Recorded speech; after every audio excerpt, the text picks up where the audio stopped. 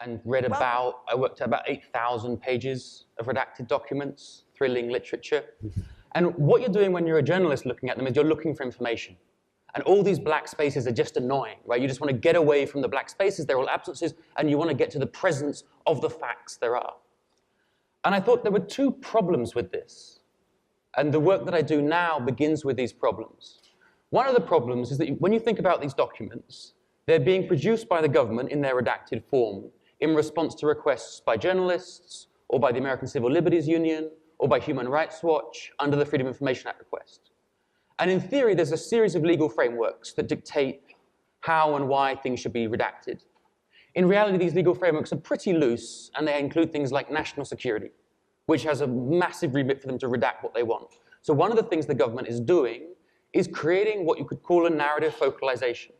So for instance, when the government was initially, this is 2003, 2004, looking at the extraordinary interrogation techniques they were using on prisoners like Abu Zubaydah, there are 12 techniques. And they redact all of them except one, which is waterboarding. And as journalists, we can't talk about all the silences and the absences. All we can talk about is waterboarding. So suddenly Christopher Hitchens is undergoing waterboarding to decide whether it was painful. And Donald Rumsfeld is talking about waterboarding's fine, it's not really torture. And as journalists, we're in several senses complicit. So I began to think, okay, so what are the ways in which redacted documents don't produce absences, the absence of information, but produce a type of presence, produce a type of form? So what are the ways that they hone a narrative which then the journalists remediate? Because the public never reads these documents. No one is stupid enough, unless they're me, to sit down and read 8,000 pages. Instead, we wait for the New York Times report, which is 300 words. But what the New York Times report does is merely reproduce the government's narrative. So here we have two forms of knowledge production sort of work in tandem together to replicate a government narrative. So that's one of the things I was interested in. That in these narratives you see, just to give some juicy examples, what was the logic behind the torture memos? If you read the redacted report from the Office of Government Oversight, there are two main figures. John Yoo, the lawyer at Berkeley, and Jay Bybee. Whenever these lawyers in these reports go into the White House, the text is mysteriously redacted. It's a bit like a sort of horror film in which when the evil creature goes back into the dark room, we don't know what happens. And this is part of the creation of suspense. So what this does, of course, legally and politically means that we never actually talk about Cheney's role. Instead, these scenes are physically redacted in the documents, but they're also redacted in terms of our understanding of the narrative. So that's one classic example. Another example is, of course, that the two figures focused on are Abu Zubaydah and al-Nashiri, two of the early people arrested during the so-called War on Terror. We don't hear about the extent of the operations. So what the redactions do is produce a certain narrative, a certain kind of spy story. The other reason that I was really dissatisfied with working as a journalist is that I would be reading hundreds and hundreds of pages, and all I would get is one fact that I would then use in a story. And then not only is there a narrative created by the presence of selective presence of information in redacted documents, but I started to think that there's actually a logic of these redacted documents themselves. Not thinking about redaction and censorship as absences, as taking things away, but thinking about them as a series of presences. So an example of that being, and this was the moment that sort of began this research, is that I was reading a document about Abu Zubaydah. Abu Zubaydah was a Saudi man captured in Pakistan, one of the high-value detainees who subsequently proved to not be a member of Al-Qaeda. And the document, and black here means redaction, just reads, black, black, black, black, black, black, black, Abu Zubaydah, black, black, black, black, black, black, black, black, black, was, black, black, black, black, black, waterboarded. In case you didn't get it, black, black, black, black, black, waterboarded.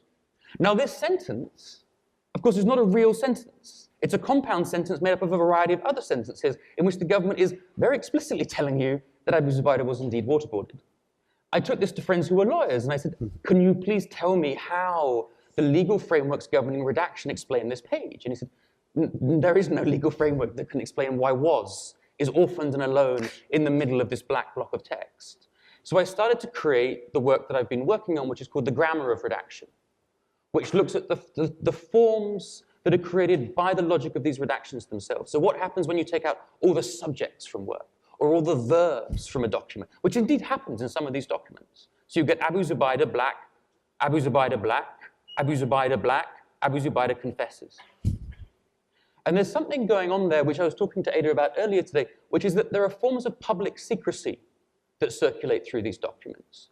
You don't know what was done to Abu Zubaydah, but the government wants to tell you that something was done, and that something is in the black, and they have the capacity not just to do that unmentionable thing to Abu Zubaydah, but to not tell you about it, and to tell you that they're not telling you about it, to make clear the possibility of a form of state violence that isn't going to be explained and analyzed by the newspapers. And this is a form of public secrecy, a form of a way of sort of educating you in the power of the state by very seriously not saying that you're not saying something. Changes.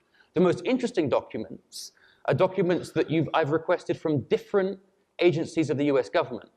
And of course, if one assumes like a perfectly bureaucratic barbarian state, then they know that I've requested them from another part of the government. No, no one has a clue. They have the same document and they've made entirely different redactions. So you'll see in one, like there's a whole series of practices that the other one entirely denies.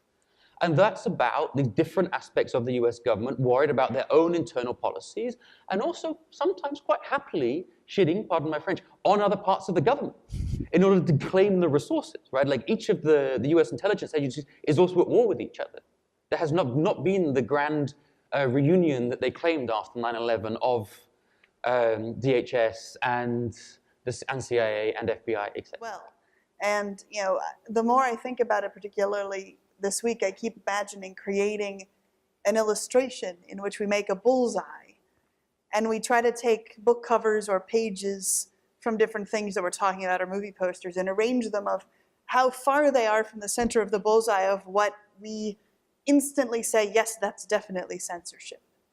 You know, and so if you produce one of your redacted documents and there's black marks out of the text, right? We can put that in the center of the bullseye and no one's gonna hesitate putting that in the center of the bullseye. But then there are all these different gradients outward that have the same consequence of information being distorted, information being partial, a narrative being constructed based on absences, or X thing being inaccessible to Y category of people, although not Z category of people frequently. We are trying to map out something like the bullseye diagram or a spectrum or something like that.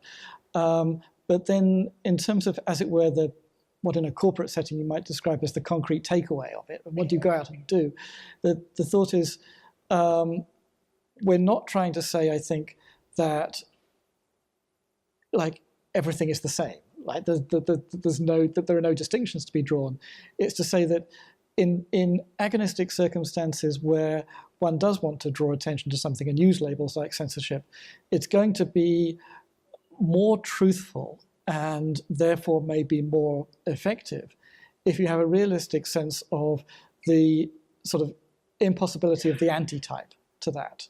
That there's never going to be a situation where there's a completely optimal situation from all perspectives. So my argument against the bullseye is this, that it places at the very center what actually it seems like you're arguing against, which is that there is a form of censorship which produces the absence of information, the absence of knowledge. And yet you've also said, which I think I agree with, that all forms of censorship are forms of information production. Right? So when I'm looking at a redacted document that just says black, black, black, black, black, Abu Zubaydah, black, black, black, was waterboarded, they're trying to tell me something. The document itself is trying to tell me something, and those black spaces are speaking to me. There's not an absence there. The absence is the presence. So if that's true, and I don't know enough about the history of censorship, of all forms of censorship, it doesn't feel like there's information management and there's censorship. It just feels like there are a variety of forms of information management. One of those is redacting documents, but another one is the existence of the New York Times.